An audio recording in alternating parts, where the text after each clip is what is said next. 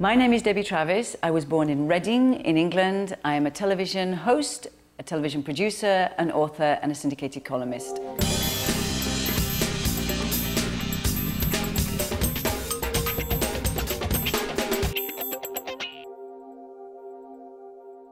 Perfect happiness, I would say, is being in a Tuscan farmhouse, surrounded by your best friends and your family. I think my greatest fear is that the bubble will burst. Everything's pretty good. When I was 12, my father died, and then my mother died when I was in my 20s. And I think when my father died, I was at such a sensitive age. I'm always terrified you're going to get that phone call. You know, somebody's come off their bike, or, you know, that'll just, because nothing's worth it if anything's gone wrong with the family. So, you know, I never really celebrate too much that things are good, because I'm a bit of a doom and gloom kind of person. I know it sounds absolutely ridiculous. It's my very best friend, Jackie. I met her in Tokyo when we were models, when we were 17. If my kids went off to Japan just like that, you know, my mother didn't even call. I just went, and I was living on the other side of the world. And I ended up living with this girl who we're best friends today, 30-odd years later. And everything she does, I just think she does it way better than me. I'm more successful, but she's just who I'd like to be when I grow up.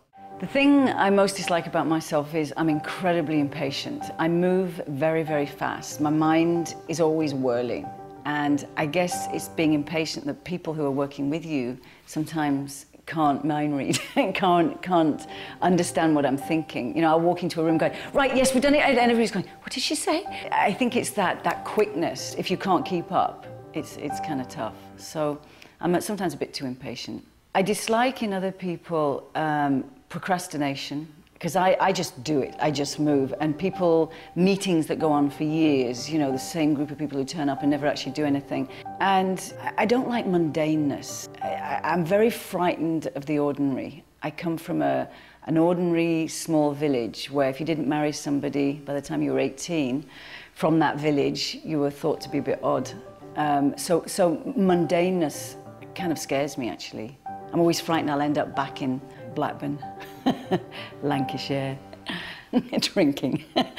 What do I find excessive? I love to chat, I love to talk, and I think even though talking has probably been part of my success, it's also got me into a lot of trouble. I'm sometimes a great interview because I'll chat away, but in other times I completely get taken out of context all the time, and I'll say things like, people will say something like, what do you think of Martha Stewart? And well, I think blah, blah, blah, you know, what do you think of Paris Hilton? Well, I think Paris, you know, completely wrong, and I would, you know, smack her around the head and blah, blah. See, I'm doing it now.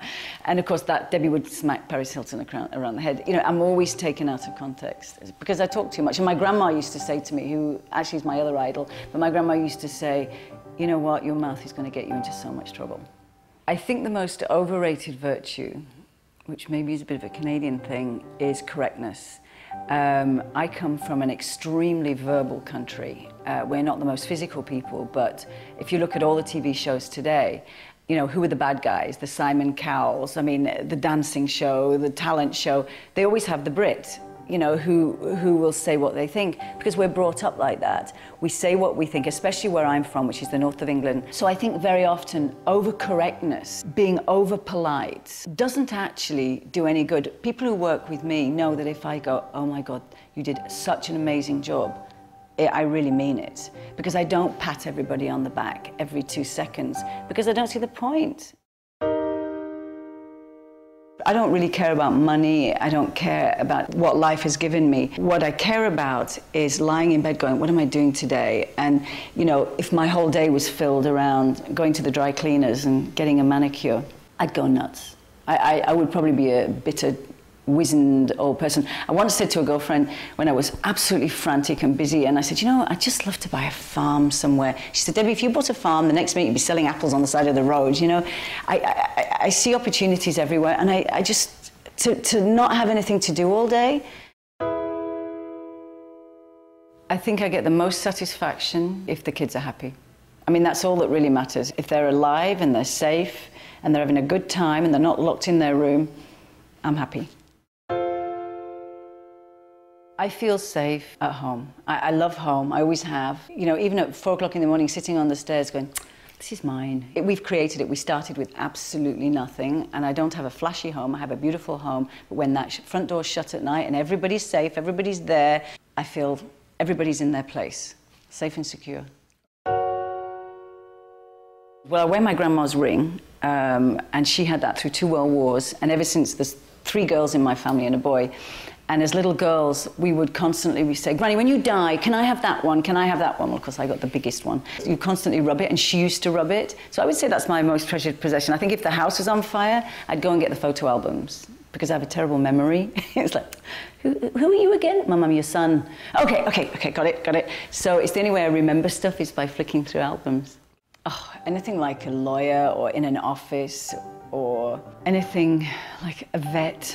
All the things that people want to do. I mean, somebody bringing in their little pussy and saying, oh yeah, I'll make it. I mean, like me, I don't have the patience. I would say something mean, but no, you know what? Anything really crammed into an office every day and doing the same old thing. I'd say my ambition when I was a child was to get out of a small town. I didn't know what I wanted to do, but I just wanted to get to the city lights.